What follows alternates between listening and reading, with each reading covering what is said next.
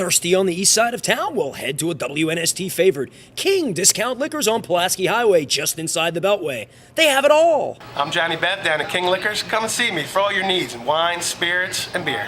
Don't forget to give the King a ring. I predict This year. I think it'll win maybe this next month. Really? Yes. Okay. Tragic story last week. They kind of, I know it was a big story in the golf world, but sort of got downplayed a little bit just because it was quote unquote a caddy. Steve Duplantis, really sad story because, as you know, the caddies out there, especially in the old days, used to sort of be they were forgotten about, and they're being treated a lot better now, generally by the players, by the tour, etc. But he was one of the last of a sort of a dying breed a little bit. That was a bad choice of words, but sad story, Steve Duplantis. I know Eric Axley spoke at length about it, saying, "Man, what a bad phone call that was." He was a great caddy, and he was the subject of Alan Shipnick's great book, Blood, Sweat, and Tears, which went back. Well, actually, Alan had spent the year, just had picked Rich Beam to follow a rookie on tour, and then Beam went and won down the road from you guys at Avenel, the '99 Kemper Open, and Rich was steered around that golf course basically with Duplantis holding his hand.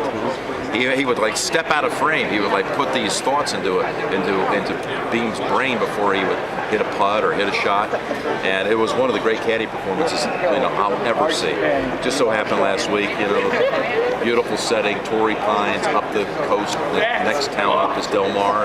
There's a place there where a lot of the caddies enjoy hanging out. It's one of their favorite spots on tour. It's a late night on the eve of the tournament, and actually on Tuesday going into Wednesday morning. And he stepped across the median, didn't see an oncoming car. Just tragic. Terrible. Tragic. Other tragic story, Jim, certainly not as nearly as bad as that one, but another difficult story. I'm sure you had some interest in it as well, the Kelly Tillman story. Have you had a chance to talk to her at all, give her any words of encouragement, anything from her little misstep with the comment? Kelly Tillman? Yeah. I did speak to Kelly, and I think the story's over. I think it's run its course. It's gone through everybody's show in this room right now, and there's nothing that I can really add to. And I thought she handled it well. She said right from the beginning. She is mortified that she made that kind of mistake, and it's I don't even want to deal with that subject. What happened there? Right. To me, because I don't want to put some more life into it. It's over. But I will just say, in general, when you have this little thing in front of you, this microphone, we don't have the backspace bar, and it's just scary how easy you can make a misstep, and there are consequences. It's a huge responsibility, and have I said dumb things in my life? You better believe it. Are there things I would like to say differently on every single broadcast? Yeah, about every 3 minutes or something like, what did you say that for? Why did you frame that better? Right. You're better than that. You can do better than that. But that's the nature of live television. Tiger, the Grand Slam, last thing I'll leave you with.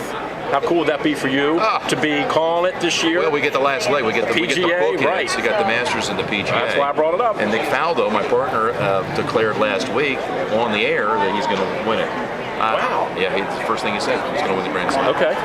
And he said, I want everybody to know that I made that prediction before Tiger started giving out hints that he thought he could do it. The golf course rotation sets up pretty well for him, right? Well, it's Torrey in there for the U.S. Open. Right. So and Birkdale, where he's played well. Well, they're 4 years in a row, 6 overall. So in Augusta, it's asking a lot, though. It is. It's asking an awful lot. Jim Nantz, appreciate it. Always great to visit with you. Thanks, Drew. And good luck to you. Sorry I missed you. I was in town for that last Ravens game against the Steelers.